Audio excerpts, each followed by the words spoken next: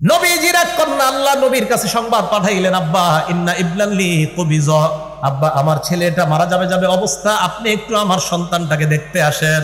আল্লাহ নবী জবাবে উত্তর পাঠায়া দিলেন, আমার মেয়েকে গিয়ে সালাম দাও, সালাম দেওয়ার পর বলবা ইন্না লিল্লাহি মা আখাযা ওয়া লাহু মা আতা। আমার সাথে বাংলা বলেন, বলেন যা নিছে আল্লাহর, যা রেখেছে আল্লাহর। গ্রাম্য বাংলায় যেটা নিয়ে গেছে এটা আল্লাহর, যেটা রেখে দিছে এটা আল্লাহর।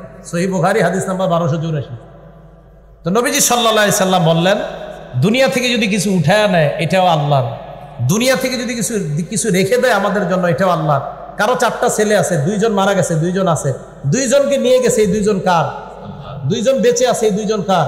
বাস খালাস। কারো মৃত্যুতে কষ্ট পেয়ে আমরা আমাদের এটাই করণীয় যে আল্লাহ ফায়সালা, আল্লাহ উঠায় নিছে, আল্লাহর ফায়সালা যেটা আল্লাহ দুনিয়াতে রাখছে। হ্যাঁ, হুসাইন রাদিয়াল্লাহু তাআলা আনহুর শাহাদাতে আমাদের যদি কষ্টের কারণে চোখের পানি আসে এটা রহমত। বলেন এটা কি? চোখের পানি যদি আসে এটা রহমত। দলিল আল জামিউস সগীর কিতাবের নাম, হাদিস নাম্বার 4201 নম্বর হাদিস। ঘটনাটা মন দিয়ে শোনেন। জয়নব রাদিয়াল্লাহু তাআলা আন, কি বললাম?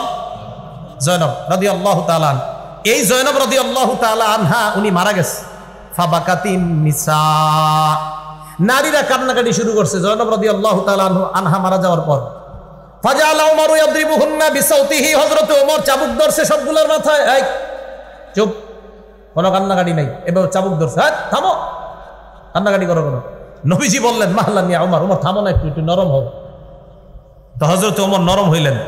নরম হওয়ার পর আল্লাহ নবী বললেন, ইয়াকুন্না ওয়া নাঈকাশ শাইতান, হে নারীরা তোমরা চিল্লাচিল্লি চিৎকার করা থেকে তোমরা বাঁচো, এগুলো শয়তানের আওয়াজ। চিৎকার করা আল্লাহ আজরাইল আমার ঘরে পাঠাইছে, আর কারো ঘরে পাঠাই নাই, এগুলা বলাইনি, শয়তানের আওয়াজ। কার আওয়াজ? শয়তানের। ছেলে মারা গেছে, আল্লাহ তুমি কি আজরাইল আর কোনো ঘরে পাঠাইতে পারলা না, আমার ঘরে পাঠাইলা, এগুলো শয়তানের আওয়াজ, এগুলো বইলা কান্নাকাটি করা। এবার নবীজি কি বলে দিছে দেখেন, মাহমা ইয়াকুনু মিনাল আইনি ওয়াল কলব, চোখের পানি যদি অটোমেটিক কারো শোকে বের হয়, অন্তর থেকে বের হয়, ফামিনাল্লাহ ওয়া মিনার রাহমা, এটা আল্লাহর পক্ষ থেকে দয়া। হুসাইন রাদিয়াল্লাহু তাআলা আনহুর শাহাদাতের ঘটনা পড়বেন, পড়লে আপনার চোখের পানি আসবে। তো এই চোখের পানি আসাটা এটা দয়া, এটা রহমত।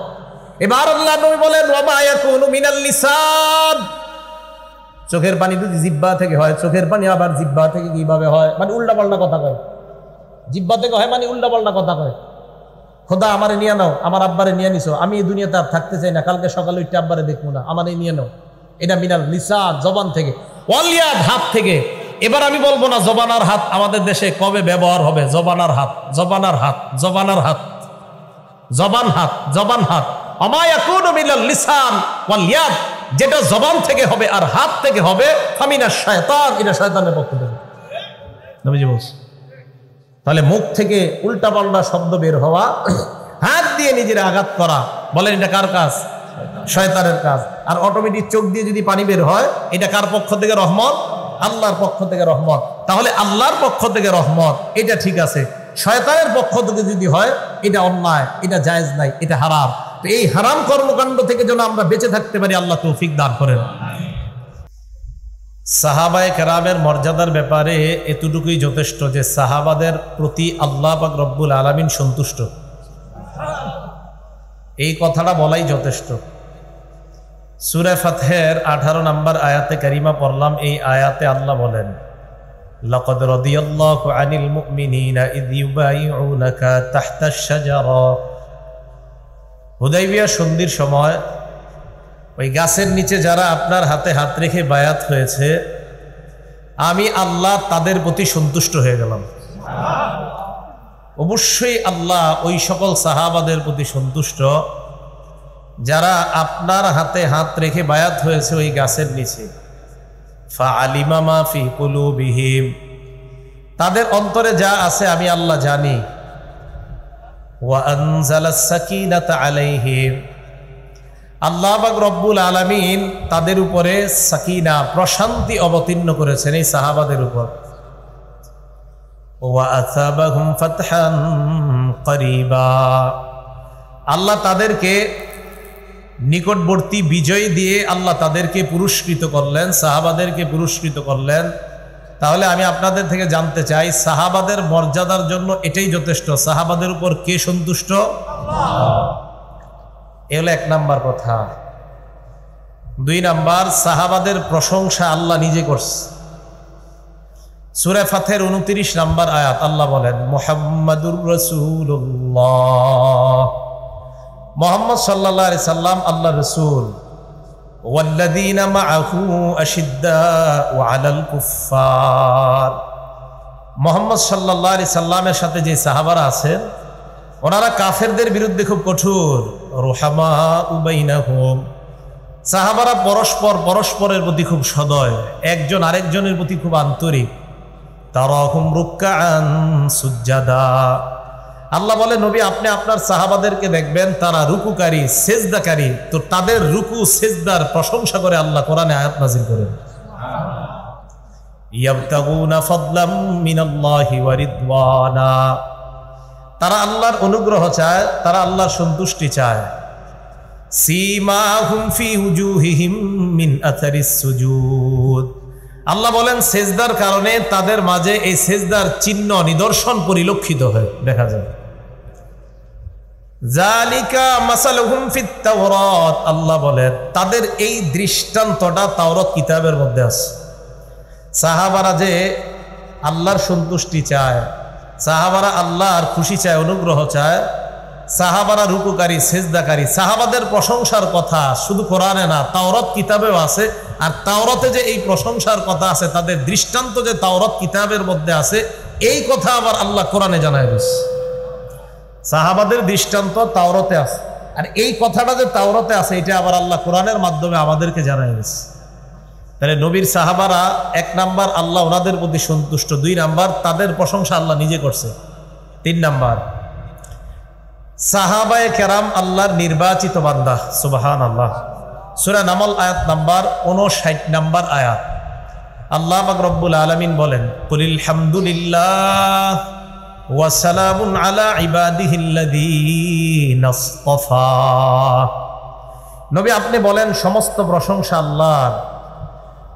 ওয়া সালামুন আলা ইবাদিহিল্লাযীনা ইসতাফা, আল্লাহ বলেন তার নির্বাচিত বান্দাদের প্রতি শান্তি, তার নির্বাচিত বান্দাদের প্রতি দয়া আর শান্তি।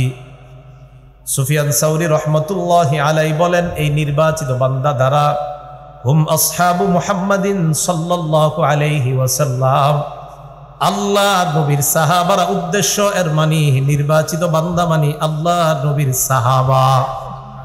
তাহলে সাহাবারা আল্লাহর নির্বাচিত বান্দা, সাহাবাদের প্রতি আল্লাহ সন্তুষ্ট, সাহাবাদের প্রশংসা আল্লাহ নিজে করেছেন। তো যেই সাহাবাদের প্রশংসা আল্লাহ নিজে করেছেন, যাদের প্রতি আল্লাহ সন্তুষ্ট, যাদের কথা আল্লাহ কোরআনে বলেছেন, যারা নির্বাচিত, আমি আপনাদের কাছে জানতে চাই আমার রব যাদের প্রতি সন্তুষ্ট, আমরা তাদের প্রতি অসন্তুষ্ট কি? তাহলে আমরা কি তাদের প্রতি সন্তুষ্ট? আর আপনি তাদের প্রতি সন্তুষ্ট না হইলে এতে যে খুব ক্ষতি হয়ে যাবে এমন না, এটা মাথায় রাখতে হবে। কিন্তু আমি বুঝাইতে চাইলাম যাদের প্রতি আল্লাহ সন্তুষ্ট, তা আমি আপনি কেন তাদের প্রতি অসন্তুষ্ট হব? তাদেরকে আমরা কাঠ গড়াই কেন দাঁড় করাই? আল্লাহ আমাদেরকে কথাগুলো বুঝার তৌফিক দান করেন। 4 নাম্বার কথা, রাসূল আকরাম সাল্লাল্লাহু আলাইহি সাল্লাম জানায় দিয়েছে, উম্মত শোনো, তোমাদের নিরাপত্তার রক্ষা কবচ হলো আমার সাহাবারা। আমার সাহাবারাই তোমাদের জন্য একটা নিরাপদ যায়, আমার সাহাবারাই তোমাদের জন্য নিরাপদের কারণ, নিরাপত্তার কারণ। মুসলিম শরীফের 2531 নাম্বার হাদিস, সহিহ মুসলিম হাদিস নাম্বার 2531। আবু বুরদা তার পিতা থেকে বর্ণনা করেন, আন আবি বুরদা আন আবিহি রাদিয়াল্লাহু তাআলা। আবু বুরদা তার পিতা থেকে বলেন, সাল্লাইনাল মাগরিবা মা রাসূলিল্লাহি সাল্লাল্লাহু আলাইহি ওয়াসাল্লাম, নবীজির সাথে আমরা মাগরিবের নামাজ পড়লাম। মাগরিবের নামাজ পড়ার পর সুম্মা কুলনা, আমরা বললাম, আমরা যদি বসে থাকি এশার নামাজ পর্যন্ত মসজিদের মধ্যে, লাউ জালাসনা হাত্তা নুসাল্লিয়া মা রাসূলিল্লাহি সাল্লাল্লাহু আলাইহি ওয়াসাল্লাম আল ইশা। মাগরিব পড়ার পর কিছু সাহাবা বসে বলতেছেন, আমরা যদি এশা পর্যন্ত অপেক্ষা করি, এশার নামাজটা আল্লাহ নবীর সাথে জামাতে পড়ে একবারে মসজিদ থেকে যাই। মাগরিব পড়ে বসে রয়েছে যে নবীজি এশা পড়াবে, তারপর যাই। ফাখরাজা রাসূলুল্লাহি সাল্লাল্লাহু আলাইহি ওয়াসাল্লাম, আল্লাহ নবী এশার নামাজের আগে তাদের সামনে আসলেন। আসার পর তাদেরকে বললেন, মা জিলতুম হাহুনা, এতক্ষণ তোমরা এখানেই ছিলে মাগরিব থেকে? সাহাবারা জবাব দেয়, ইয়া রাসূলুল্লাহ, আমরা মাগরিব থেকে এশা পর্যন্ত এই জায়গায় ছিলাম। আমরা নিজেদের মধ্যে পরামর্শ করলাম, মাগরিব নবীর সাথে বললাম, এশার নামাজটা আল্লাহ নবীর সাথে জামাতে আদায় করে এরপর বাসায় যাব। নবীজি সাল্লাল্লাহু আলাইহি ওয়াসাল্লাম জবাব দিলেন, আহসানতুম, তোমরা ভালো করেছো, আহসানতুম, তোমরা ভালো করেছো। ফারফা রাসাহু ইলাস সামা, আল্লাহ নবী আকাশের দিকে তাকাইলেন। ওয়া কানা কাসীরাম মিম্মা ইয়ারফাউ রাসাহু ইলাস সামা, সাধারণত বেশিরভাগ সময় আল্লাহ নবী আকাশের দিকে তাকাইতেন, আকাশের দিকে নবী বেশিরভাগ সময় তাকাইতেন। তা আপনারাও তাকায়েন, বাকি এই যুগে অন্তত ঢাকার শহর উপরের দিকে তাকানো ঠিক না, উপরে তাকাইলে গুনাহ হবে। হ্যাঁ, ছাদের উপরে উঠে আকাশে তাকায়েন। কোথায় উঠা? ছাদে। কেন তাকাইবেন না তাকাইবেন এ বিষয়ে আলোচনা এখন আর বিষয় না, তো বলতাম আর নজরু সাহমুন মিন সিহাম ইবলিস, নজর কুদৃষ্টি হলো ইবলিসের একটা তীর, এই তীর দিয়ে আপনাকে সে শেষ করে ফেলবে। তো এই জন্য বর্তমান যুগে আবার উপরে তাকাইতে সাবধান। তো যদি ছাদে যায় উপরে তাকান তো ঠিক আছে, নবী তাকাইতেন, তাই আপনিও ছাদে গিয়ে তাকান, তাহলে ঠিক আছে। রাসূল আকরাম সাল্লাল্লাহু আলাইহি সাল্লাম বেশিরভাগ সময় উপরে তাকাইতেন। তো নিয়ম অনুযায়ী নবীজি উপরে তাকায় রইলেন এইভাবে। হঠাৎ আল্লাহ নবী বলেন, সাহাবাদের দল, আন-নুজুমু আমানাতুন লিস-সামা, আকাশ ততদিন নিরাপদ যতদিন এই নক্ষত্রগুলা থাকবে, ততদিন আকাশটা নিরাপদ। ফাইদা যাহাবাতিন নুজুম, নক্ষত্রগুলা যখন শেষ হয়ে যাবে, নক্ষত্র যখন বিদায় নিয়ে নিবে, আকাশ থেকে নক্ষত্র যদি উধাও হয়ে যায়, নক্ষত্রগুলো যদি আল্লাহ শেষ করে দেয়, নবীজি বলেন তাহলে আসমান আর থাকবে না, আসমানও ধ্বংস হয়ে যাবে। আতাসসামা আমা তুআদু, আসমানের যেই ওয়াদা, ওই ওয়াদা আসমানের কাছে আসবে, মানে কিয়ামত হয়ে যাবে। এরপর আল্লাহ নবী বলেন, আনা আমানাতুন লি আসহাবি, সাহাবারা শোনো, আকাশের রক্ষা কবচ যেমন আকাশের নক্ষত্রগুলা, তোমরা সাহাবারা যারা আছো তোমাদের রক্ষা কবচ আমি নবী মুহাম্মদ সাল্লাল্লাহু আলাইহি ওয়াসাল্লাম, আমি যতদিন তোমাদের মাঝে আছি তোমরা নিরাপদ। ফাইদা যাহাবতু আতা আসহাবি মা ইউআদুন, আমি যদি চলে যাই আমার সাহাবাদের কাছে একের পর এক বিপদ আর পরীক্ষা আসতেই থাকবে, সাহাবাদের মাঝে ইখতিলাফের পরীক্ষা আসতেই থাকবে, আল্লাহ নবী জানায়া দিলেন। এরপর নবী বললেন, ওয়া আসহাবি আমানাতুন লি উম্মতি, আমার সাহাবারা আমার উম্মতের জন্য নিরাপত্তার রক্ষা কবচ। ফাইদা যাহাবা আসহাবি, আমার সাহাবারা যদি দুনিয়া থেকে বিদায় নিয়ে নেয়, আতা উম্মতি মা ইউআদুন, আমার উম্মতের উপর গজব বালা মুসিবত আসতেই থাকবে, উম্মত যেন কিয়ামতের জন্য প্রস্তুত হয়ে যায়। হাদিসের মাধ্যমে নবী বুঝায়, সাহাবারা আমার উম্মতের জন্য নিরাপদ, সাহাবারা আমার উম্মতের জন্য নিরাপত্তার রক্ষা কবচ। নবী বললেন সাহাবারা আমাদের জন্য নিরাপত্তার কারণ, আর ওই সাহাবাদেরকে আমরা সমালোচনার পাত্র বানাই, এটা কি ইনসাফ না জুলুম? জুলুম। কথা বুঝে আসছে সবার? তাহলে আল্লাহ সন্তুষ্ট, আল্লাহ প্রশংসা করছে, আল্লাহ সাহাবাদেরকে নির্বাচিত করছে। নবীজি বললেন সাহাবারা এই উম্মতের জন্য রক্ষা কবচ, তাহলে এই সাহাবাদেরকে আমরা সমালোচনার পাত্র বানানোটা এটা জুলুম, এটা ইনসাফ না। ইনসাফের সাথে আমরা যেন সাহাবাদের যথাযথ মর্যাদা দিতে পারি, আল্লাহ তৌফিক দান করেন। 5 নাম্বার, সাহাবারা যতদিন দুনিয়াতে ছিল নবীজি বলেন ততদিন কল্যাণ। এই হাদিসটা মন দিয়ে শোনেন, দেখেন সাহাবাদেরকে যারা দেখছে তারা যতদিন দুনিয়াতে আছে পরবর্তীদের জন্য কল্যাণ, তাদেরকে যারা দেখছে তারা দুনিয়াতে যতদিন থাকবে ততদিন কল্যাণ। এই 3 বারের কথা আসছে, পরে আর আসে নাই। কিন্তু হাদিস গবেষণা করলে বোঝা যায় এই সিলসিলায় দেখতে দেখতে দেখতে দেখতে ওলামায়ে কেরাম তাদের উস্তাদ, তারা তাদের উস্তাদ, তারা তাদের উস্তাদ, তারা তাদের উস্তাদ, তারা ইমাম বুখারী, এইভাবে ইমাম বুখারী তার উস্তাদকে, তার উস্তাদ তার উস্তাদকে, এইভাবে দেখতে দেখতে আব্দুল্লাহ ইবনে মুবারক ইমাম আবু হানিফাকে, এইভাবে দেখতে দেখতে হাম্মাদ, আলকামা, আব্দুল্লাহ ইবনে মাসউদ, রাসূলুল্লাহ সাল্লাল্লাহু আলাইহি সাল্লাম। তো এই সিলসিলা দেখা দেখা দেখা, এখান থেকে বোঝা যায় যে দেখা যারা মূলত ওই সিলসিলা থেকে দেখে আসতেছে তাদেরকে দেখার মধ্যে একটা কল্যাণ আছে। দলিল, একটা কিতাব আছে আস-সিলসিলাতুস সহিহা, এই কিতাবের 3283 নাম্বার হাদিস, 3283 নাম্বার হাদিস, আস-সিলসিলাতুস সহিহা। সাধারণ জনগণ জানেননি এটার লেখককে, জানা দরকার নাই। ক্বালা রাসূলুল্লাহ সাল্লাল্লাহু আলাইহি ওয়াসাল্লাম লা তাজালুনা বিখাইরিন মা দামা ফিকুম মান রাআনি ওয়া সাহাবানি। নবীজি বলেন, তোমরা ততদিন কল্যাণের মধ্যে থাকবা যতদিন তোমাদের মাঝে তারা থাকবে যারা আমাকে দেখছে আর আমার সান্নিধ্য গ্রহণ করেছে, আমার সোহবত গ্রহণ করেছে। দেখেন কি কয়, ওয়াল্লাহি লা তাজালুনা বিখাইরিন মা দামা ফিকুম মান রাআনি, পরেরটা মান রাআনি ওয়া সাহাবা মান সাহাবানি। আল্লাহর কসম, তোমরা ততদিন কল্যাণের মধ্যে থাকবা যতদিন তোমাদের মাঝে তারা থাকবে যারা আমার সাহাবাদেরকে দেখছে, যারা আমার সাহাবাদের সোহবত গ্রহণ করেছে। প্রথমে বললেন আমার সাহাবারা যতদিন থাকবে, এরপরে বললেন আমার সাহাবাদেরকে যারা দেখছে তারা যতদিন থাকবে। এবার কি বলে দেখেন, ওয়াল্লাহি লা তাজালুনা মা দামা ফিকুম লা তাজালুনা বিখাইরিন মা দামা ফিকুম মান রাআনি ওয়া সাহাবা মান সাহাবানি। আল্লাহ নবী বলেন, আল্লাহর কসম, ততদিন তোমরা কল্যাণের মধ্যে থাকবা যতদিন তোমাদেরকে তারা, তাদেরকে তারা, তাদেরকে যারা দেখছে তারা থাকবে, ততদিন কল্যাণের মধ্যে থাকবা।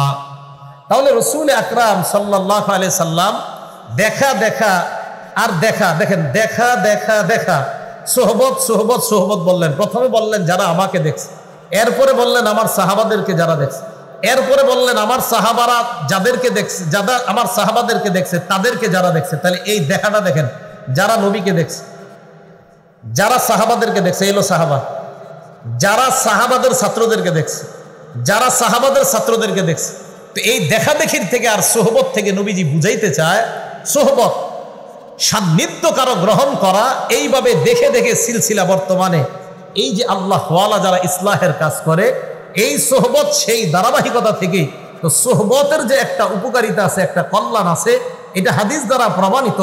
যারা আমাকে দেখছে, তাদেরকে যারা দেখছে, তাদেরকে যারা দেখছে, ততদিন তোমরা কল্যাণের মধ্যে থাকবা। এই দেখা আর সংস্রব সোহবত থেকে বোঝা যায় আল্লাহ ওয়ালা উলামাদের সোহবত সংস্রব, আর তাদেরকে দেখলে একটা কল্যাণ আল্লাহর থেকে পাওয়া যায়। রাসূল আকরাম সাল্লাল্লাহু আলাইহি সাল্লাম এক নম্বরে সাহাবাদের কথা বললেন, তাহলে সাহাবারা কল্যাণ। বিসমিল্লাহ। এখন আমি আপনাদের কাছে জানতে চাই, খুব বুঝের, আপনারা সাধারণ জনগণ বুঝারই কথা, আর আমি অমনি কথা বলি। সাহাবাদেরকে যারা দেখছে, তাদেরকে যারা দেখছে, তাদেরকে যারা দেখছে, তো দেখতে দেখতে বর্তমান যুগ পর্যন্ত মানুষগুলো আছে না বলেন? তাহলে এই যুগে ওই সিলসিলার যারা আছে, তাহলে তাদের দিকে দেখলে একটা উপকারিতা আছে না নাই? তো এই যুগে কারা? ওলামায়ে কেরাম। কারা বলেন তো? ওলামায়ে কেরাম, হক্কানি রব্বানি আল্লাহ ওয়ালা ওলামায়ে কেরাম। এই জন্য তাদের সান্নিধ্যে যাবেন, এই ইসলামী মাহফিলগুলোতে বেশি অংশগ্রহণ করার চেষ্টা করবেন। আল্লাহ তৌফিক দান করেন। সাহাবাদের মর্যাদা রক্ষা করার হুকুম করেছে নবীজি সাল্লাল্লাহু আলাইহি সাল্লাম। সাহাবাদের মর্যাদা রক্ষা করার জন্য নবীজি হুকুম করেছেন। ইবনে মাজা কিতাবের নাম, হাদিস নাম্বার 2363 নাম্বার হাদিস। ক্বালা রাসূলুল্লাহ সাল্লাল্লাহু আলাইহি ওয়াসাল্লাম, আল্লাহ নবী বলেন, ইহফাজু ফি আসহাবি সুম্মাল্লাযীনা ইয়ালুনাহুম সুম্মাল্লাযীনা ইয়ালুনাহুম। আমার সাহাবাদের মর্যাদা তোমরা সংরক্ষণ করবা, আমার সাহাবাদের মর্যাদা তোমরা হেফাজত করবা। এরপর যারা তাদের মর্যাদা তোমরা রক্ষা করবা। এরপর কারা? যারা সাহাবাদেরকে দেখেছে। সাহাবাদেরকে কারা দেখেছে? ইমাম আবু হানিফা দেখছে। কে দেখছে? রহমতুল্লাহ আলাইহি। কে দেখছে বলেন? আল্লাহ নবী কয়, তাদের মর্যাদা রক্ষা করবা, আমার সাহাবাদের মর্যাদা রক্ষা করবা। আর আমার সাহাবাদের মর্যাদার পর তাদের মর্যাদা রক্ষা করবা। এর পরবর্তী প্রজন্ম যারা, এরপরের যারা, তাদের মর্যাদা রক্ষা করবা। সাহাবাদেরকে যারা দেখছে তাদেরকে বলা হয় তাবিঈ। ওই তাবিঈদের একজন হলেন আল ইমামুল আযম আবু হানিফা রাহমাতুল্লাহি আলাইহি। নবীজি বললেন এদের মর্যাদা রক্ষা করো। তাহলে সাহাবাদের মর্যাদা রক্ষা করা এটা নবীজির হুকুম। সাহাবাদের প্রশংসা করেছেন আল্লাহ, সাহাবাদের প্রতি আল্লাহ সন্তুষ্ট, সাহাবারা আল্লাহ নির্বাচিত বান্দা, সাহাবারা এই উম্মতের নিরাপত্তার রক্ষা কবচ, সাহাবারা এই উম্মতের জন্য কল্যাণ। সাহাবাদের মর্যাদা রক্ষা করার হুকুম নবীজি সাল্লাল্লাহু আলাইহি সাল্লাম করছেন। আল্লাহ আমাদের সকলকে সাহাবাদের মর্যাদা যেন আমরা রক্ষা করতে পারি, তাদের সমালোচনা শোনা বলা থেকে যেন বেঁচে থাকতে পারি, আল্লাহ তৌফিক দান করেন। সাহাবাদেরকে গালি দেওয়া 7 নাম্বার কথা। এই গালি দেওয়ার এটা হলো 7 নাম্বার শিরোনাম, যে সাহাবাদেরকে যারা গালি দেয়, যারা সাহাবাদেরকে গালি দেয় 1 নাম্বার, যারা সাহাবাদেরকে গালি দেয় তাদের উপর আল্লাহর অভিশাপ, ফেরেশতাদের অভিশাপ, দুনিয়ার সব মানুষের অভিশাপ। আবার বলছি, আরে ঠিক মানে আসলেই ঠিক, এটা হাদিসে আইছে, ঠিক হইব না? যারা সাহাবাদের সমালোচনা করে, সাহাবাদেরকে গালি দেয়, তাদের উপর আল্লাহর অভিশাপ, ফেরেশতাদের অভিশাপ, সমস্ত মানুষের অভিশাপ। একটা কিতাব আছে নাম আল জামিউস সগীর। এই কিতাবের 8715 নম্বর হাদিস, ইমাম সুয়ুতী রহমতুল্লাহ আলাইহি লেখা। এখানে আসছে ক্বালা রাসূলুল্লাহ সাল্লাল্লাহু আলাইহি ওয়াসাল্লাম, নবীজি বলেন, মান সাব্বা আসহাবি, যারা আমার সাহাবাদেরকে গালি দেয়, ফালাইহি লানাতুল্লাহ, যে ব্যক্তি আমার সাহাবাদেরকে গালি দেয় তার উপর আল্লাহর অভিশাপ, ওয়াল মালাইকা, ফেরেশতাদের অভিশাপ, ওয়ান নাসি আজমাইন, সমস্ত মানুষের অভিশাপ। তাহলে আমরা সাহাবাদেরকে কখনো গালি দিব না, যারা গালি দেয় তাদের কথা শুনবো না। রাজি ইনশাআল্লাহ? সাহাবাদের ব্যাপারে কোনো কথা এগুলো আমরা কান দিব না। 2 নাম্বার, সাহাবাদেরকে যারা গালি দেয়, নবীজি সাল্লাল্লাহু আলাইহি সাল্লাম তাদেরকে গালি দিতে নিষেধ করে দিয়েছেন। নবীজি সহিহ বুখারী হাদিস নাম্বার 3673 নম্বর হাদিস, ক্বালা রাসূলুল্লাহ সাল্লাল্লাহু আলাইহি ওয়াসাল্লাম, আল্লাহ নবী বলেন, লা তাসুব্বু আসহাবি, তোমরা আমার সাহাবাদেরকে গালি দিও না। এবার আল্লাহ নবী বলেন, কোন সাহসে আমার সাহাবাদেরকে তোমরা গালি দাও? ফা ইন্না আহাদাকুম লাউ আনফাকা মিসলা উহুদিন যাহাবা, তোমাদের কেউ যদি উহুদ পাহাড় সমপরিমাণ স্বর্ণ আল্লাহর রাস্তায় দান করো। কি পরিমাণ? উহুদ পাহাড় পরিমাণ স্বর্ণ। উহুদ পাহাড় পরিমাণ স্বর্ণ যদি আল্লাহর রাস্তায় দান করো, মা বালাগ মুদ্দা আহাদিহিম, সাহাবারা এই 2 হাত দিয়ে যা দান করে তোমাদের উহুদ পাহাড়ের সমান পরিমাণ স্বর্ণ সাহাবাদের ওই 2 হাত পরিমাণ দানের কাছেও পুষতে পারবে না। নবীজি বলেন ওয়ালা নাসিফা, প্রথমে বলছে 2 হাত, এরপর বললেন ওয়ালা নাসিফা, অর্ধেকও না, অর্ধেক মানে 1 হাত। মুদ্দা মানে 2 হাত, নাসিফা মানে 1 হাত। আল্লাহর নবী কয় 2 হাত পরিমাণ, নবী কয় না না 1 হাত। উহুদ পাহাড় পরিমাণ স্বর্ণ যদি তোমরা আল্লাহর রাস্তায় দান করো, সাহাবাদের 2 হাত পরিমাণ দান, নবী কয় না অর্ধ হাত মানে অর্ধ মুদ মানে 1 হাত পরিমাণ দানের কাছেও বুঝতে পারবে না। তাহলে যাদের দানের মূল্য আল্লাহর কাছে এত বেশি যে তাদের 1 হাত পরিমাণ দানের কাছে আমাদের উহুদ পাহাড় পরিমাণ স্বর্ণের দানের এটার কাছাকাছি যেতে পারবো না। নবীজি বলেন লা তাসুব্বু, তাদেরকে গালি দিও না। তো সাহাবাদেরকে যারা গালি দেয়, তাদের যে মজলিসে গালিগুলা হয়, এই সমস্ত মজলিসে যাবো না, বসবো না, শুনবো না। আল্লাহ তৌফিক দান করেন। 3 নাম্বার, সাহাবাদেরকে গালি দেওয়া এটা স্পষ্টভাবে নিষেধ।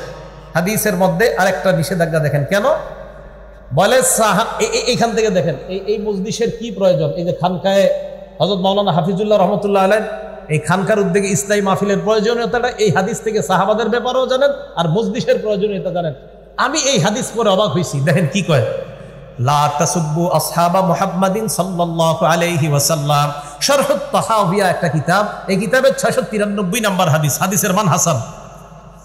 লা তাসুব্বু আসহাবা মুহাম্মাদিন সাল্লাল্লাহু আলাইহি ওয়াসাল্লাম, তোমরা মুহাম্মদ সাল্লাল্লাহু আলাইহি ওয়াসাল্লামের সাহাবাদেরকে তোমরা গালি দিও না। এবার কি কয় দেখেন, শোনো তোমরা, লামুকামু আহাদিহিম সাআতান ইয়ানি মা'আন নবী সাল্লাল্লাহু আলাইহি ওয়াসাল্লাম খায়রুম মিন আমালিকুম 40 সানা, নবীজির সাথে সাহাবাদের 1 মুহূর্তের অবস্থান, কি কয়, নবীর সাথে সাহাবাদের 1 মুহূর্তের অবস্থান তোমাদের 40 বছর আমলের চাইতে বেশি দামি। তাহলে আল্লাহওয়ালাদের সাথে অবস্থানের দাম আছে না নাই? এই দেখেন আমি অবাক হয়ে গেছি হাদিসে যে অবস্থান, আল্লাহওয়ালা মানে বসে রয়েছে নবীর সাথে সাহাবা, কয় সাহাবা নবীর সাথে বসে থাকার 1 মুহূর্তের বসে থাকাটা তোমাদের 40 বছর আমলের চেয়ে বেশি দামি। তাহলে বোঝা যায় এখান থেকে যে আল্লাহ ওয়ালাদের সাথে বসে থাকাটাও একটা ফায়দা, উপকারিতা। আপনি অনেক মুরব্বী আল্লাহওয়ালা আছে যাদের কথা বোঝা যায় না, দরকার নেই বোঝা যাওয়া, এমনি বসে থাকবেন। ঢাকার বড় বড় আল্লাহওয়ালা অনেক মুরব্বী, ওনার বয়সের কারণে সব কথা বোঝা যায় না, এমনি গিয়ে আমরা বসে থাকি। কেন বসে থাকি? এই সমস্ত হাদিসের কারণে, যে ওনাদের মজলিসে বসে থাকাটাও এটা আল্লাহর পক্ষ থেকে একটা গনিমত, একটা নিয়ামত। তো দেখেন হাদিসের মধ্যে আছে যে সাহাবায়ে কেরাম নবীর সাথে কিছু মুহূর্ত কাটানো, এটা তোমাদের 40 বছর ইবাদতের চাইতে বেশি দামি। তাহলে বলেন তো, যাদের সামান্য ইবাদত, শুধু সামান্য নবীর সাথে বসে থাকাটা এত দাম, তাহলে তাদের ইবাদতের কত দাম? এরা বসে থাকছে এত দাম, ইবাদতের দাম আছে না নাই? আছে। ইবনে মাজাহ কিতাবের নাম, হাদিস নাম্বার 162 নম্বর হাদিস। এই হাদিসের মধ্যে আসছে লা তাসুব্বু আসহাবা মুহাম্মাদিন সাল্লাল্লাহু আলাইহি ওয়াসাল্লাম, তোমরা মুহাম্মদ সাল্লাল্লাহু আলাইহি ওয়াসাল্লামের সাহাবাদেরকে গালি দিও না। এই হাদিসের মধ্যে আসছে মুকামু আহাদিহিম ইয়ানি মা'আন নবী সাল্লাল্লাহু আলাইহি ওয়াসাল্লাম খায়রুম মিন আমালিকুম উমরাহ। হুজুর এই হাদিসে আসছে যে সারা জীবন তোমরা আমল করলেও নবীর সাথে সাহাবাদের কাটানো এক মুহূর্তের সমান হবে না। এটা দেখ উমরা আসছে, এটাতে উমরা, আগেরটা আসছে 40 বছর, এটা আসছে উমরা, সারা জীবন কাটায় দিবে। তাহলে যাদের সামান্য বসে থাকাটা আল্লাহওয়ালার সাথে এত দাম, তাদের আল্লাহওয়ালা নবীর সাথে তাদের থেকে আমল করাটার কত দাম। এই জন্য প্রিয় মুসলমান ভাইয়ারা, সাহাবাদেরকে গালি দিবেন না, সাহাবাদের গালি শুনবেন না। যেই মজলিসে সাহাবাদের সমালোচনা হয় ওই সমস্ত মজলিসে যাবেন না। রাজি আছেন ইনশাআল্লাহ? গালি দিবেন না। আমি আপনাদেরকে মহব্বত করে কথাটিগুলো বলতেছি। আল্লাহর রাসূল সাহাবাদের কোনো সমালোচনায় কান দিবেন না। আল্লাহ আমাদেরকে বুঝার তৌফিক দান করেন।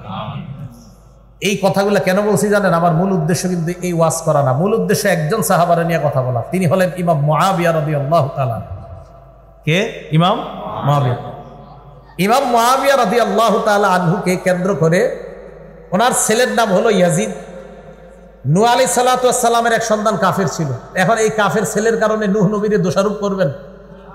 করা যাবে না। ইয়াজিদ ইমাম মুআবিয়ার ছেলে। এই ইয়াজিদকে কেন্দ্র করে ইমাম মুআবিয়াকে কটাক্ষ করা হয়, দোষারোপ করা হয়। কেন ভাই? সন্তানের অপরাধ। ইয়াজিদ ঠিক আছে জালেম, তার যত পারেন সমালোচনা করেন, সে অবশ্যই অন্যায় করছে। নবীর নাতিকে এইভাবে নির্মমভাবে হত্যা করা, শহীদ করা, এটা অবশ্যই অন্যায়। কিন্তু ওনার কারণে কেন নবীর একজন জলিলুল কদর, যিনি একজন ওহীর লেখক ছিলেন, এমন একজন সাহাবাকে কেন সমালোচনা করেন?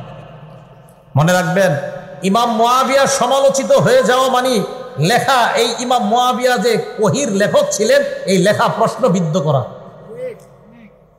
ইমাম মুআবিয়া একজন ওহীর লেখক ছিলেন।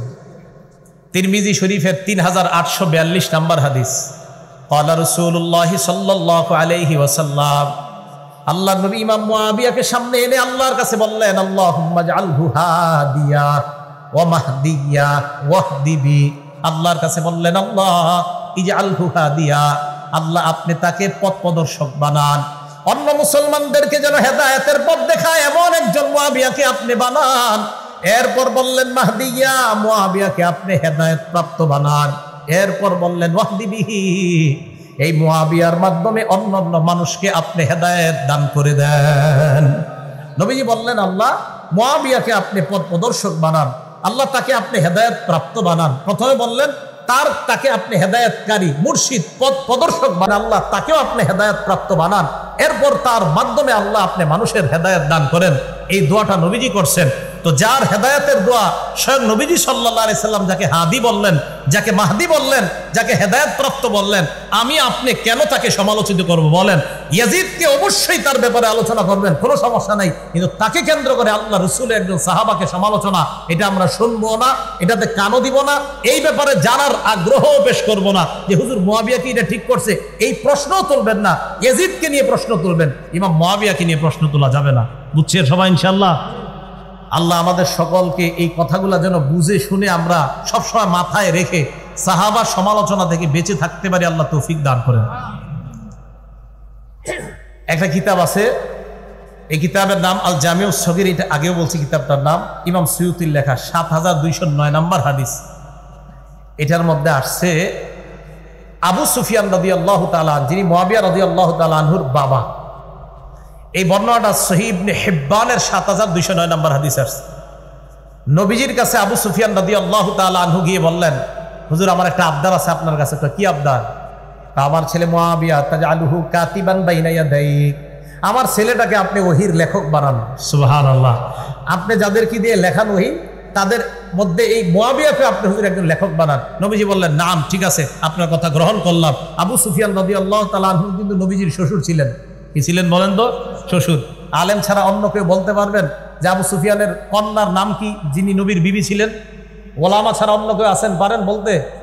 আবু সুফিয়ানের কন্যা যিনি নবীর বিবি ছিলেন, কি নাম? হ্যাঁ হ্যাঁ, কি নাম? কি নাম? না হইলে তো 500 মাহফিলে গেছেন এনে যারা আছেন। উম্মে হাবিবা, বলেন কি নাম? হ্যাঁ, উম্মে হাবিবা, বলেন তো কি নাম? উম্মে হাবিবা। নবীজি শ্বশুর ছিলেন। তো আয়েশা বলছে, আমার ছেলেটাকে আপনি ওহীর লেখক বানান। নবীজি সাল্লাল্লাহু আলাইহি সাল্লাম বললেন, নাম, ঠিক আছে, কবুল করলাম। তাহলে ইমাম মুআবিয়া ওহীর লেখক। ইমাম মুআবিয়াকে নবীজি বলছেন হেদায়েত প্রাপ্ত, এমন একজন সাহাবাকে সমালোচনা করব না, তার সমালোচনা শুনবো না। সহিহ বুখারী হাদিস নাম্বার 2924 নাম্বার হাদিস, নবীজি সাল্লাল্লাহু আলাইহি সাল্লাম বললেন, আউয়ালু জাইশিম মিন উম্মতি ইয়াগজুনাল বাহরা ক্বাদ আওজাবু। আল্লাহ নবী বললেন, আমার উম্মতের মধ্যে যেই দলটা সর্বপ্রথম সমুদ্র পথে যুদ্ধ পরিচালনা করবে, ওই দলটা আল্লাহর জান্নাত ওয়াজিব করবে। আমার উম্মতের মধ্যে সর্বপ্রথম যেই দলটা নৌযান পথে নৌপথে যুদ্ধ করবে, আমার যেই দল উম্মতের যেই দলটা সমুদ্র পথে যুদ্ধ করবে, ক্বাদ আওজাবু, তারা আল্লাহর জান্নাত ওয়াজিব করবে। হাদিস খোলেন, নৌপথে সর্বপ্রথম অভিযান পরিচালনাকারী সাহাবার নাম ইমাম মুআবিয়া। এই হাদিস প্রমাণ করে ইমাম মুআবিয়া আল্লাহর জান্নাত তার জন্য ওয়াজিব। আল্লাহর জান্নাত তার জন্য, তাহলে জান্নাত যার জন্য ওয়াজিব নবী বলে গেলেন, ওয়াজিব যার জন্য জান্নাত হয়ে গেছে এমন একজন সাহাবা যিনি জান্নাতের মেহমান। এই সাহাবার কেন সমালোচনা আমরা করব? আমার আপনার তো টেনশন করা উচিত। একজন মানুষ জান্নাতি হয়ে গেছে, আমি আপনি জান্নাতি হতে পারলাম কিনা এই ব্যাপারে আমাদের 24 ঘন্টা টেনশন থাকা দরকার। আমি আপনি জান্নাতি হয়েছি কিনা এই টেনশন আমাদের করা দরকার। উল্টা একজন জান্নাতি সাহাবারে নিয়ে আমরা টেনশন করি, উনি কি কাজটা ঠিক করছে, এই টেনশন। তাহলে যিনি একজন জান্নাতের মেহমান, তারে নিয়ে আমার আপনার টেনশন করা দরকার নাই, উনি জান্নাতি সাহাবা। এই জন্য ইমাম মুআবিয়ার সমালোচনা আমরা ইয়াজিদকে কেন্দ্র করে করব না। নূহ নবীর ছেলেকে কেন্দ্র করে নূহ নবীর সমালোচনা যেমন করি না, লূত নবীর বিবিকে কেন্দ্র করে লূত নবীর সমালোচনা আমরা করি না, তো যেমনি ভাবে লূত নবীর বিবি ছিল একজন কাফেরা, এই কাফের বিবিকে কেন্দ্র করে কিন্তু লূত নবীর সমালোচনা আমরা করি না। নূহ নবীর ছেলে ছিল একজন কাফের, এই কাফেরকে কেন্দ্র করে নবীর সমালোচনা আমরা করি না। ইমাম মুআবিয়ার ছেলে ইয়াজিদ অবশ্যই জুলুম করেছে, হুসাইন রাদিয়াল্লাহু তাআলা আনহুর সাথে অন্যায় করেছে। এই জালেম সন্তানের কারণে একজন আদেল ইনসাফগার সাহাবার ব্যাপারে আমরা সমালোচনা করি না, যার ব্যাপারে অনেক সাহাবারা বলেন, মা রাআইতু বাদা রাসূলিল্লাহ সাল্লাল্লাহু আলাইহি সাল্লাম আসওয়াদা মিন মুআবিয়া, যে আল্লাহ রাসূলের পরে মুআবিয়ার চেয়ে সঠিক নেতৃত্ব দানকারী পৃথিবীতে আর কাউকে দেখিনি। অনেক সাহাবার বক্তব্য। ইমাম মুআবিয়ার নেতৃত্ব নিয়ে আপনি প্রশ্ন তুলতেই পারবেন না। ওনার দ্বারা ইসলামের যে পরিমাণ কাজ হয়েছে, বিশেষ করে ইলমি খেদমত যে পরিমাণ হয়েছে, ইমাম মুআবিয়া রাদিয়াল্লাহু তাআলা। তো বুঝাইতে চাইলাম, যার ইসলামের এত অবদান, তার ব্যাপারে আমরা সমালোচনা করব, তার ব্যাপারে নাক গলানো এটা আমাদের উচিত না। আল্লাহ বুঝার তৌফিক দান করেন। বুখারী শরীফের 3765 নাম্বার হাদিস, এই হাদিসের মধ্যে আসছে আব্দুল্লাহ ইবনে আব্বাসকে গিয়ে একজন বিচার দিছে ইমাম মুআবিয়ার নামে। বিচার দেওয়ার পরে ইবনে আব্বাস কয়, তুমি কি বললা? কয়, হুজুর মুআবিয়া তো এই কাজ করে, বিতির নামাজের ব্যাপারে একটা মাসালা। ইবনে আব্বাস কয়, দা এটা ছাড়ো মিয়া, এই ব্যাপারে কথা বললো না। ইন্নাহু ফাকিহ, ইমাম মুআবিয়া একজন ফকিহ সাহাবা, ফকিহ সাহাবা। ইমাম মুআবিয়ার আমল নিয়ে তুমি প্রশ্ন তুলতে পারো না, কারণ ইমাম মুআবিয়া একজন ফকিহ। সাহাবারা ইমাম মুআবিয়ার প্রশংসা করতেছে, সাহাবারা ইমাম মুআবিয়ার প্রশংসা। ইবনে তাইমিয়া রাহমাতুল্লাহ লেখছে ইমাম মুআবিয়ার ব্যাপারে, আফজলুল মুলুক লেখছে, আফজলুল মুলুক। পুরা পৃথিবীর মধ্যে নবীজির পরে যত নেতৃত্বের গুণাবলী যদি সব দিকে যে পৃথিবীর উন্নতি সাধন হয়েছে কোন মুসলমানের নেতৃত্বের আমলে, ইবনে তাইমিয়া লিখেছেন তিনি ইমাম মুআবিয়া। তো এই জন্য এমন একজন সাহাবা যার দ্বারা ইসলামের এত খেদমত হয়েছে, বলেন তার কি সমালোচনা করব আমরা? না, আমরা তার সমালোচনা করব না, বরং তাকে আমরা অনুসরণ করব, তার আমলের অনুসরণ করব। আল্লাহ তৌফিক দান করেন। তার আমলের অনুসরণ কেন করতে হবে আমাদের? কথা বুঝেন। নাসাই শরীফের হাদিস নাম্বার 4191 নাম্বার হাদিস, মন দিয়ে শোনেন এই হাদিসটা। বর্ণনাকারীর নাম আব্দুর রহমান ইবনে আব্দে রব্বিল কাবা। এত বড় নাম মনে রাখা দরকার নাই, শুধু আব্দুর রহমান মনে রাখলে চলে। তিনি বলেন, আতাইতু ইলা আব্দুল্লাহ ইবনে আমরিন ওয়া হুয়া জালিসুন ফি জিল্লিল কাবা। নবীর সাহাবা আব্দুল্লাহ ইবনে আমরের কাছে আমি আসলাম, আসার পর আমি দেখলাম উনি কাবার ছায়ার মধ্যে বসা। কাবা শরীফের ছায়া, এই ছায়ার মধ্যে আল্লাহ নবীর সাহাবা আব্দুল্লাহ ইবনে আমর বসা। ওয়ান্নাসু আলাইহি মুজতামিউন, জনগণ তার সামনে ঘেরাও করে আছে, তার থেকে নসিহত শুনতে চায়। হঠাৎ আব্দুল্লাহ ইবনে আমর বললেন, বাইনা নাহনু মা রাসূলিল্লাহি সাল্লাল্লাহু আলাইহি ওয়াসাল্লাম, আমরা আল্লাহ নবীর সাথে ছিলাম, আল্লাহ নবীর সাথে সফর করতেছিলাম। ফি সাফারিন ইদ নাযালনা মানজিলা, সফর করতে করতে এক জায়গায় যাত্রা বিরতি দিলাম, যাত্রা বিরতি দিয়ে সবাই নিজের বাহন থেকে নামলাম। সাহাবাদের মাঝে তিনটি দল হয়ে যায়। ফামিন্না মান ইয়াদরিবু খিবাআ, আমাদের মাঝে একদল সাহাবা তাবু টানাইতেছে, তাবুর ছায়ার মধ্যে আশ্রয় নিবে। ওয়ামিন্না মাইয়ান তাদিলু, আরেক দল তীর প্রতিযোগিতা করতেছে। ওয়ামিন্না মান হুয়া ফি জাশরাতিহি, আরেক দল চারণভূমির মধ্যে পশুগুলা চড়াইতেছে, ঘাস খাওয়ায়, পানি খাওয়ায়। ইজনাদা মুনাদি রাসূলিল্লাহি সাল্লাল্লাহু আলাইহি ওয়াসাল্লাম, হঠাৎ আল্লাহ নবীর আহ্বানকারী ঘোষণাকারী তাদের সামনে আইসা ঘোষণা দেয়, আসসালাতু জামিআ, ও সাহাবারা নামাজের সময় হয়ে গিয়েছে, সবাই জামাতে আসো। ফাজতামানা, আমরা জামাতে গেলাম। জামাতে যাওয়ার পর সবাই দাঁড়িয়ে রইলাম। কামা ফিনা রাসূলুল্লাহ ফাখাতাবানা, আল্লাহ নবী আমাদের সামনে দাঁড়াইলেন, দাঁড়িয়ে নবী ভাষণ দিলেন। নামাজে আমরা দাঁড়াইলাম, ওই মুহূর্তে নবী আমাদের সামনে দাঁড়ায় ভাষণ দিলেন। মানে কাতার সোজা সোজা চলতেছে, করা হইতেছে, নবীজি একটা ভাষণ দিলেন। উজানি মাদ্রাসার মাহফিলে গেছেন কেউ? ওখানে দেখবেন ওই কাতার সোজা করতে একটু দেরি হতো, 10 লাখ লোক আরো অনেক লোক হয়, তো এটা করতে করতে উজানি মাদ্রাসা আব্দুর রহমান সাহেব জোরালো ভাষণ দিতে থাকে দীর্ঘক্ষণ। তো নবীজি সাল্লাল্লাহু আলাইহি সাল্লাম, সাহাবায়ে কেরাম জামাতে দাঁড়াইতেছে, নবীজি সবার সামনে দাঁড়ায় একটা ভাষণ দিলেন। ভাষণের মধ্যে আল্লাহ নবী বললেন, শোনো সাহাবাদের দল, লাম ইয়াকুন নাবিয়্যুন ক্বাবলি ইল্লা কানা হাক্কান আলাইহি আইয়াদুল্লা উম্মাতাহু আলা মা ইয়ালামুহু খায়রান লাহুম। আমার পূর্বে যত নবী দুনিয়াতে আসছে, সমস্ত নবীর মৌলিক দুইটা দায়িত্ব। 1 নাম্বার, ওই নবী তার উম্মতকে কল্যাণকর বিষয়ে জানায়া দেওয়া। 2 নাম্বার, ওয়ায়ুনজিরু কওমাহু মা ইয়ালামুহু শাররান লাহুম, উম্মতের জন্য যা অকল্যাণকর, ওই অকল্যাণকর বিষয় থেকে উম্মতকে সতর্ক করা। বলেন সব নবীর মৌলিক দায়িত্ব কয়টা ছিল? 1 নাম্বার, উম্মতের জন্য যা কল্যাণকর এটা উম্মতকে জানায়া দেওয়া। 2 নাম্বার, যা অকল্যাণকর তা থেকে উম্মতকে সতর্ক করা। এবার নবীজি সাহাবাদেরকে যে কথাটা বললেন, এই কথাটা একটু মন দিয়ে শোনেন। নবীজি কি বলে দেখেন, সাহাবারা তোমরা শোনো, ইন্না উম্মাতাকুম হাদিহি জুইলাত আফিয়াতুহা ফি আউয়ালিহা, আমার উম্মতের মধ্যে প্রথম দিকের উম্মত যারা, তাদেরকে নিরাপত্তা দেওয়া হয়েছে, তাদেরকে ফিতনা ফাসাদ থেকে মুক্ত রাখা হয়েছে আমি নবীর খাতিরে।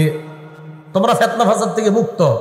ওয়া ইন্না আখিরাহা, আর আমার উম্মতের শেষে যারা আসবে আমি আপনি আমরা, নবীজি বলেন ফাতাজি উল ফিতান ইউসিবুহুম বালাউন ওয়া উমুর, তাদের কাছে একের পর এক ফিতনা আসতেই থাকবে, ফিতনা আসতেই থাকবে। ইউনকিরুনাহা, যে ফিতনাগুলা, যে পরীক্ষাগুলা তারা অপছন্দ করবে।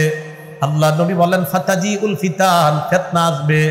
ফিতনা আসলে ফায়ুদাক্কিকু বাদুহা লিবাদিন, আগের ফিতনাটা পরের ফিতনার কাছে তুচ্ছ মনে হবে।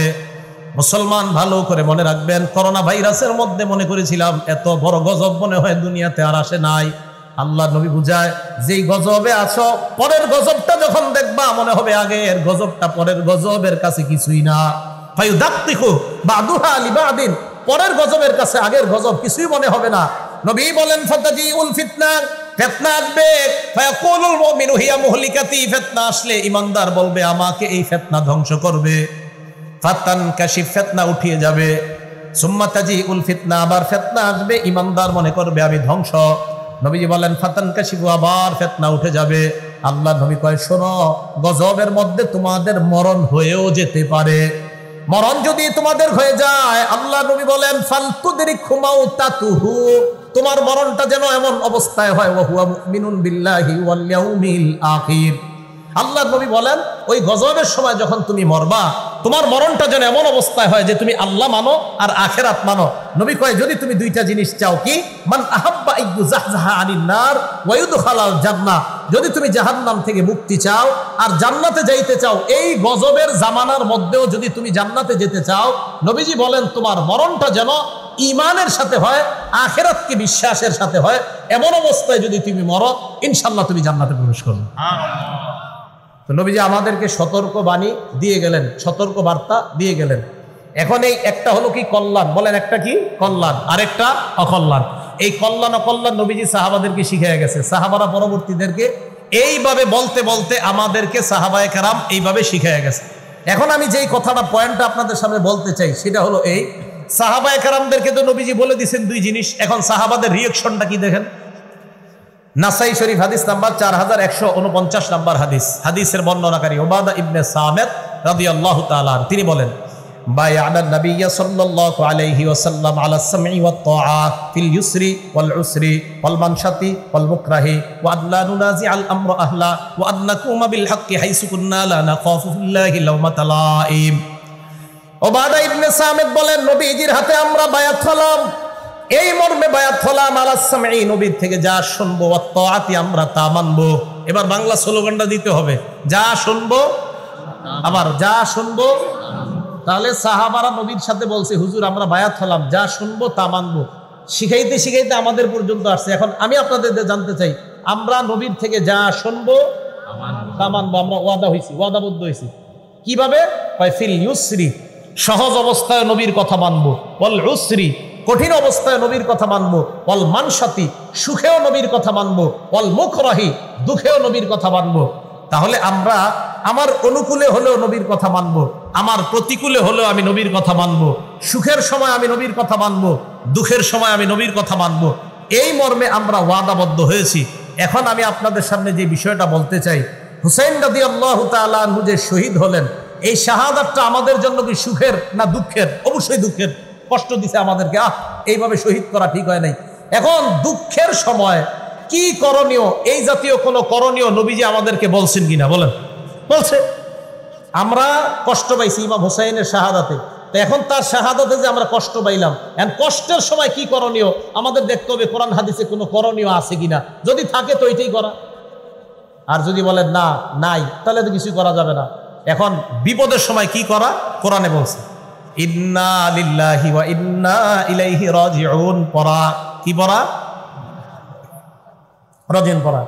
বুখারীর 1284 নম্বর হাদিসের বর্ণনা, নবীজির এক কন্যা আল্লাহ নবীর কাছে সংবাদ পাঠাইলেন, আব্বা ইন্না ইবনাল্লি কুবিজ, আব্বা আমার ছেলেটা মারা যাবে অবস্থা, আপনি একটু আমার সন্তানটাকে দেখতে আসেন। আল্লাহ নবী জবাবে উত্তর পাঠাইয়া দিলেন, আমার মেয়েকে গিয়ে সালাম দাও। সালাম দেওয়ার পর বলবা ইন্না লিল্লাহি মা আখাযা ওয়া লাহু মা আতা। আমার সাথে বাংলা বলেন, বলেন যা নিছে আল্লাহর, যা রেখেছে আল্লাহর। গ্রাম্য বাংলায় যেটা নিয়ে গেছে এটা আল্লাহর, যেটা রেখে দিছে এটা আল্লাহর। সহিহ বুখারী হাদিস নাম্বার 1284। তো নবীজি সাল্লাল্লাহু আলাইহি সাল্লাম বললেন, দুনিয়া থেকে যদি কিছু উঠায় নেয় এটাও আল্লাহর, দুনিয়া থেকে যদি কিছু রেখে দেয় আমাদের জন্য এটাও আল্লাহর। কারো 4টা ছেলে আছে, 2জন মারা গেছে, 2জন আছে, 2জনকে নিয়ে গেছে, এই 2জন কার? 2জন বেঁচে আছে, এই 2জন কার? বাস খালাস। কারো মৃত্যুতে কষ্ট পেয়ে আমরা আমাদের এটাই করণীয় যে আল্লাহ ফায়সালা, আল্লাহ উঠায় নিছে, আল্লাহর ফায়সালা যেটা আল্লাহ দুনিয়াতে রাখছে। হ্যাঁ, হুসাইন রাদিয়াল্লাহু তাআলা আনহুর শাহাদাতে আমাদের যদি কষ্টের কারণে চোখের পানি আসে এটা রহমত। বলেন এটা কি? চোখের পানি যদি আসে এটা রহমত। দলিল আল জামিউস সগীর কিতাবের নাম, হাদিস নাম্বার 4201 নম্বর হাদিস। ঘটনাটা মন দিয়ে শোনেন। জয়নব রাদিয়াল্লাহু তাআলা আন, কি বললাম? জয়নব রাদিয়াল্লাহু তাআলা আন, এই জয়নব রাদিয়াল্লাহু তাআলা আনহা উনি মারা গেছে।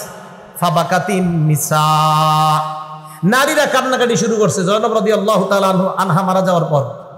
ফাজালা উমর ইয়াদরিবুহুন্না বিসাউতিহি, হযরত ওমর চাবুক ধরছে সবগুলোর মাথায়। এই চুপ, কোনো কান্নাকাটি নাই, এবার চাবুক ধরছে, থামো, কান্নাকাটি করো কোনো।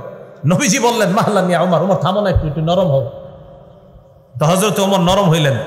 নরম হওয়ার পর আল্লাহ নবী বললেন, ইয়াকুন্না ওয়া নাঈকাশ শাইতান, হে নারীরা তোমরা চিল্লাচিল্লি চিৎকার করা থেকে তোমরা বাঁচো, এগুলো শয়তানের আওয়াজ। চিৎকার করা আল্লাহ আজরাইল আমার ঘরে পাঠাইছে, আর কারো ঘরে পাঠাই নাই, এগুলা বলাইনি, শয়তানের আওয়াজ। কার আওয়াজ? শয়তানের। ছেলে মারা গেছে, আল্লাহ তুমি কি আজরাইল আর কোনো ঘরে পাঠাইতে পারলা না, আমার ঘরে পাঠাইলা, এগুলো শয়তানের আওয়াজ, এগুলো বইলা কান্নাকাটি করা। এবার নবীজি কি বলে দিছে দেখেন, মাহমা ইয়াকুনু মিনাল আইনি ওয়াল কলব, চোখের পানি যদি অটোমেটিক কারো শোকে বের হয়, অন্তর থেকে বের হয়, ফামিনাল্লাহ ওয়া মিনার রাহমা, এটা আল্লাহর পক্ষ থেকে দয়া। হুসাইন রাদিয়াল্লাহু তাআলা আনহুর শাহাদাতের ঘটনা পড়বেন, পড়লে আপনার চোখের পানি আসবে। তো এই চোখের পানি আসাটা এটা দয়া, এটা রহমত। এবার আল্লাহ নবী বলেন ওয়া মা ইয়াকুনু মিনাল লিসান, চোখের পানি যদি জিহ্বা থেকে হয়, চোখের পানি আবার জিহ্বা থেকে কিভাবে হয়? মানে উল্টাপাল্টা কথা কয়। জিহ্বা থেকে হয় মানে উল্টাপাল্টা কথা কয়। খোদা আমারে নিয়ে নাও, আমার আব্বারে নিয়ে নিছো, আমি এই দুনিয়াতে আর থাকতে চাই না, কালকে সকালে উঠতে আব্বারে দেখবো না, আমারে নিয়ে নাও। এটা মিনাল লিসান, জবান থেকে। ওয়ালিয়াদ, হাত থেকে। এবার আমি বলবো না জবানার হাত আমাদের দেশে কবে ব্যবহার হবে। জবানার হাত, জবানার হাত, জবানার হাত, জবান হাত, জবান হাত, আমা ইয়াকুনু মিনাল লিসান ওয়াল ইয়াদ, যেটা জবান থেকে হবে আর হাত থেকে হবে, ফামিনাশ শায়তান, এটা শয়তানের পক্ষ থেকে। নবীজি বলছেন। তাহলে মুখ থেকে উল্টাপাল্টা শব্দ বের হওয়া, হাত দিয়ে নিজের আঘাত করা, বলেন এটা কার কাজ? শয়তানের কাজ। আর অটোমেটিক চোখ দিয়ে যদি পানি বের হয়, এটা কার পক্ষ থেকে রহমত? আল্লাহর পক্ষ থেকে রহমত। তাহলে আল্লাহর পক্ষ থেকে রহমত, এটা ঠিক আছে। শয়তানের পক্ষ থেকে যদি হয়, এটা অন্যায়, এটা জায়েজ নাই, এটা হারাম। তো এই হারাম কর্মকাণ্ড থেকে যেন আমরা বেঁচে থাকতে পারি, আল্লাহ তৌফিক দান করেন। মুহররম মাস আসলে আরেকটা কথা হয়, আহলে বাইত। বলেন কি হয়? বলেন সবাই, আহলে বাইত কারা? একদল মানুষ বলতে যায় আহলে বাইত 5 জন। কয়জন? 5 জন। নবীজি, হযরত আলী, ফাতেমা, হাসান, হুসাইন, এই 5 জনকে বলে পাক পাঞ্জাতন। কি বলে? হ্যাঁ, এই ধারণাগুলো নেন, পাক পাঞ্জাতন। আপনাদের আশেপাশের মাহফিলে এসে অনেকে আপনাদেরকে এটি বুঝাবে যে পাক পাঞ্জাতন। আবার অনেকে টুপির মধ্যে দেখবেন পাক পাঞ্জাতন, এখানে লেখা মোহাম্মদ, এখানে আলী, এখানে ফাতেমা, এখানে হাসান, এখানে হুসাইন। উনি বুঝায়, উনি এই 5 জনকে খুব ভালোবাসে। উনি কি বুঝায়? ওলামায়ে কেরাম ছাড়া অন্য যারা আছেন, বলেন তো নবীর নাতি কয়জন? হ্যাঁ হ্যাঁ 5 জন। ওইটি মনে কোন জায়গায় বয়ানে শুনছেন, লেখ হইতেছে। নবীজির নাতি কয়জন? 5 জন। 5 জন। তা আপনারা তো 2 জন নিয়ে খালি আল্লাহ খান, বাকি 5 জনকে ভালোবাসবে কে? আমরা নবীর নাতি নাতনি সবাইকে মহব্বত করি, শুধু 2 জনকে না, সবাইকে করি। আর কিছু মানুষ শুধু 2 জনকে করে, অতএব বেশি ভালোবাসার দাবিদার আমরা। নবীজির মেয়ে কয়জন? 4 জন। মনে রাখেন, একটু কথাগুলো মন দিয়ে শোনেন। জয়নব, রুকাইয়া, উম্মে কুলসুম। জয়নব, রুকাইয়া, উম্মে কুলসুম, ফাতেমা। এবার দেখেন, এই উম্মে কুলসুমের কোনো সন্তান নাই। কেউ বলে আছে, কেউ বলে নাই, বেশিরভাগ বলছে নাই। এই উম্মে কুলসুমের সন্তান নাই। বাকি রইল কয় মেয়ে নবীর? জয়নবের 2 সন্তান। একজনের নাম, এই জয়নবের 2 সন্তান, একজনের নাম আলী, আরেকজনের নাম উমামা। ছেলে একজন নাম আলী, মেয়ে একজন নাম উমামা। জয়নবের 2 সন্তান, একজনের নাম আলী, আরেকজনের নাম উমামা। আলী নামে ছেলেটা ছোটবেলায় মারা গেছে। উমামা নামে যে মেয়েটা ছিল, এই মেয়েটার নবী খুব ভালোবাসতেন, খুব মহব্বত করতেন, তার সাথে খেলতেন। নামাজে গেলে নবীজির কাঁধে উঠতো এই মেয়েটা, নাতনিটা। আর দেখেন কত মহব্বতের একজন নাতনি, যার নাম আপনারা জানেন না, অথচ আপনারা লাফান খালি 2 জন। তাহলে নবীজির 2 জন নাতি, একজন নাতি আর একজন নাতনি পাইলাম। জয়নবের ঘরে 2 জন পেয়ে গেলাম, এক ছেলে এক মেয়ে। এবার আসেন রুকাইয়া। এই রুকাইয়ার ঘরে একজন ছেলে, নাম আব্দুল্লাহ। বলেন কি নাম? তাহলে মোট কজন হলো? 3 জন। ফাতেমা রাদিয়াল্লাহু তাআলা আনহার সন্তান আপনারা সারা জীবন জানেন 2 জন। জন্মের পর থেকে 2 জন, মনে হয় মায়ের পেটেও শুনে আইছেন যে হাসান আর হুসাইন। হযরত ফাতেমা রাদিয়াল্লাহু তাআলা আনহার সন্তান 5 জন। বলেন কয়জন? 5 জন। বলেন হাসান, বলেন হুসাইন, মুহসিন, জয়নব, উম্মে কুলসুম। হ্যাঁ, ওই 2 বোনের নামে নাম রাখছে, নিজের 2 মেয়ের নাম। হযরত ফাতেমা তার 2 বোনের নামে নিজের মেয়ের নাম রাখছে। তাহলে হযরত ফাতেমার 5 জন সন্তান, হাসান, হুসাইন, মুহসিন, জয়নব, উম্মে কুলসুম। জয়নবের 2 সন্তান, ওই নবীজির মেয়ে জয়নব, একজন ছেলে একজন মেয়ে, 7 জন। রুকাইয়ার 1 সন্তান, এই হলো মোট 8 জন। 5 জন নাতি, 3 জন নাতনি। আমরা নবীর নাতি নাতনি সবাইকে মহব্বত করি, শুধু 2 জনকে না। একদল মানুষ শুধু 2 জনকে মহব্বত করে, আমরা সবাইকে মহব্বত করি। অতএব ভালোবাসার বেশির দাবিদার আমরা, তারা না। কথা মনে থাকবে তো? এখন আসেন, আহলে বাইত কারা? আহলে বাইত মানে একদল মানুষকে এই 5 জন। আহলে বাইত দ্বারা 1 নম্বর উদ্দেশ্য বিবি। বলেন 1 নম্বর উদ্দেশ্য কি? হ্যাঁ, তার মানে আহলে বাইত দ্বারা নবীর বিবিরা 1 নম্বর উদ্দেশ্য হবে। হুজুর আপনি কই লইব বিবি? উদ্দেশ্য দলিল দেন।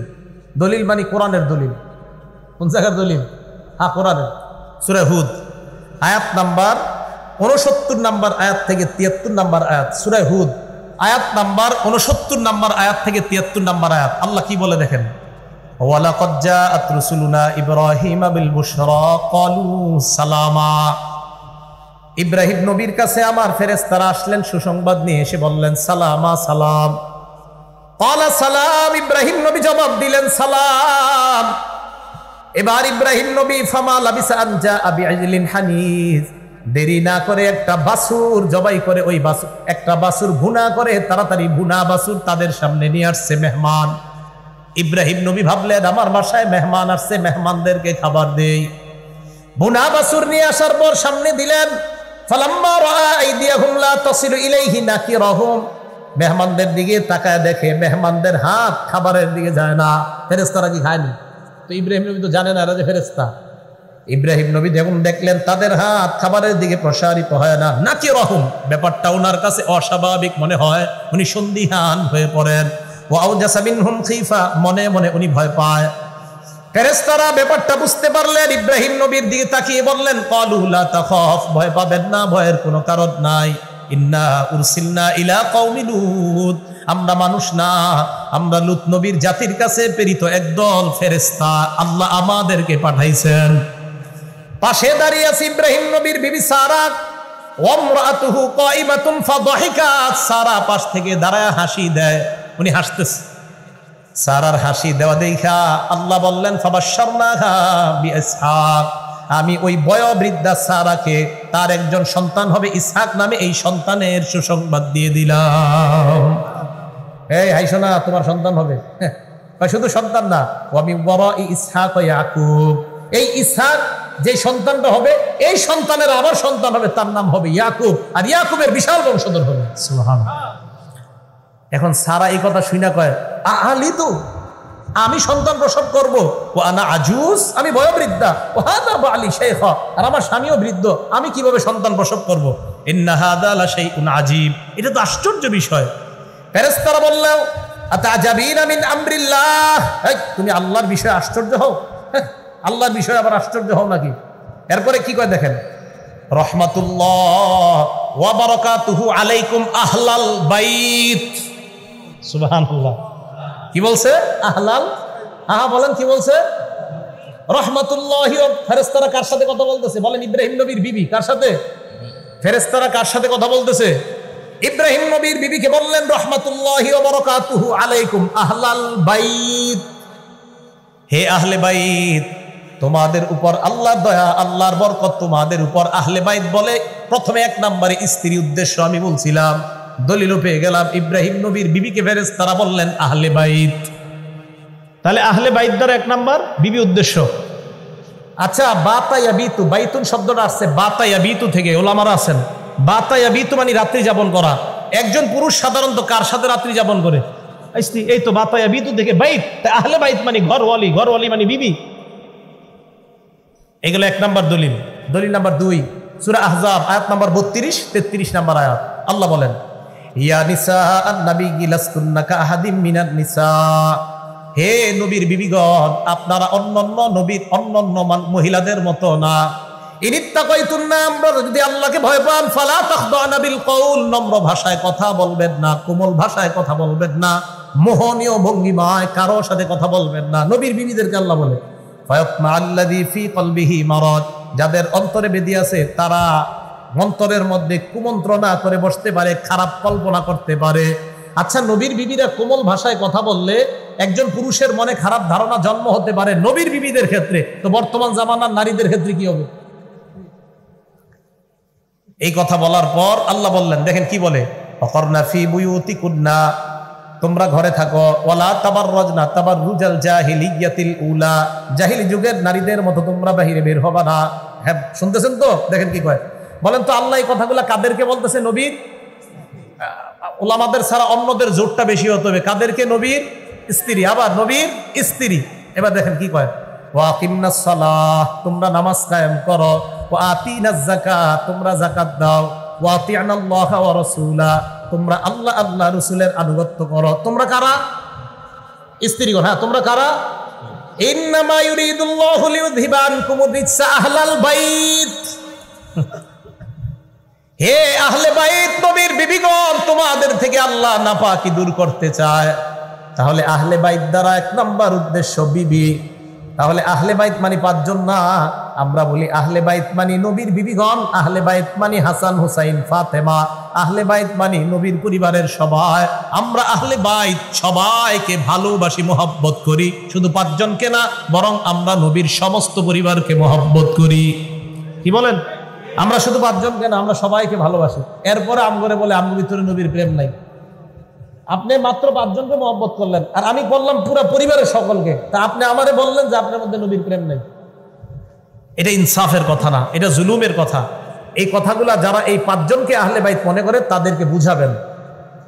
এখন কথা হলো হাসান হুসাইনও যে আহলে বাইত, এটার দলিল কি? ওনারাও যে আহলে বাইত হতে পারে, এটার দলিল কি? এই আয়াত নবীর উপরে যখন নাজিল হয়েছে তখন নবী তার স্ত্রী উম্মে সালামার ঘরে ছিলেন। মুসলিম শরীফের 2424 কত হয় 2424 নম্বর হাদিস। নবীজি সাল্লাল্লাহু আলাইহি সাল্লাম খরজা রাসূলুল্লাহ গাদাতান, সকালবেলা ঘর থেকে বের হইছে।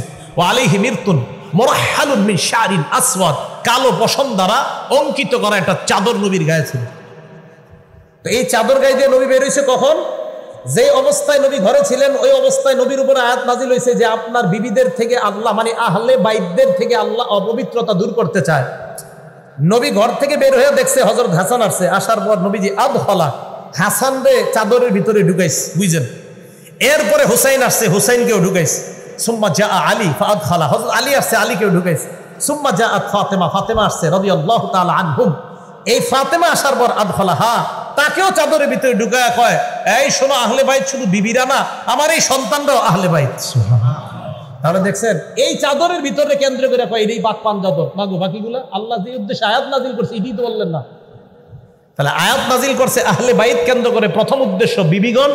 এরপরে নবী হাদিসের ব্যাখ্যায় বুঝাই দিয়েছে শুধু বিবিগণ না, আমার সন্তানগণ, আমার পরিবারের আরো যারা, তারাও আহলে বাইত। বলেন আমরা আহলে বাইত শুধু 5 জনকে মহব্বত করি না? হ্যাঁ, সব আহলে বাইতকে মহব্বত করি। আল্লাহ পাক রব্বুল আলামিন আমাদের সকলকে মুহররম মাসকে কেন্দ্র করে যেই সমস্ত কথাগুলো হয়, কারবালার ঘটনা আপনারা অনেক শুনেছেন হয়তো। তো এই জন্য যেই বিষয়গুলো সাধারণত আনা হয়, এই বিষয়গুলো যেন আর না আনা হয়। শুধুমাত্র 5 জনকে মহব্বতের কথা যেন বলা না হয়, নবীর পুরো পরিবারকে যেন মহব্বতের কথা বলা হয়। হযরত হুসাইনকে কেন্দ্র করে অবশ্যই ইয়াজিদের ব্যাপারে, ইয়াজিদ যা যা করেছে, অন্যায় করেছে, অবশ্যই এগুলো বলা দরকার। কিন্তু এটাকে কেন্দ্র করে যেন ইমাম মুআবিয়াকে সমালোচনা করা না হয়, সাহাবাদেরকে সমালোচনা করা না হয়। আল্লাহ পাক রব্বুল আলামিন সাহাবা সমালোচনা থেকে আমাদেরকে বেঁচে থেকে আমরা যেন আমাদের ঈমানকে খাঁটি করে দুনিয়া থেকে আমরা বিদায় নিতে পারি। আল্লাহ তৌফিক দান করেন। আমিন। ওয়া আখিরু দাওয়ানা আনিল হামদুলিল্লাহি রাব্বিল আলামিন। আসসালামু আলাইকুম ওয়া রাহমাতুল্লাহি ওয়া বারাকাতুহু। আমরা কেউ উঠবো না, হুজুর আসবে, আলোচনা করবে, এরপর যাবো। আমরা উঠবো না। আলহামদুলিল্লাহ, আমরা এখন যাবত অত্যন্ত গুরুত্বপূর্ণ আলোচনা শুনছিলাম। আমরা কেউ উঠবো না। আমাদের মাঝে ইনশাআল্লাহ এখনই উপস্থিত হবেন ফিদায়ে মিল্লাত সৈয়দ আসআদ মাদানী রাহমাতুল্লাহ আলাইহির সুযোগ্য খলিফা মুফতি হাফিজউদ্দিন সাহেব দামাত বরকাতুল আলিয়া, মুহাদ্দিস জামিয়া শরিয়া মালিবাগ মাদ্রাসা ঢাকা, পরিচালক জামিয়াতুল আসাদ আল ইসলামিয়া ঢাকা। আমরা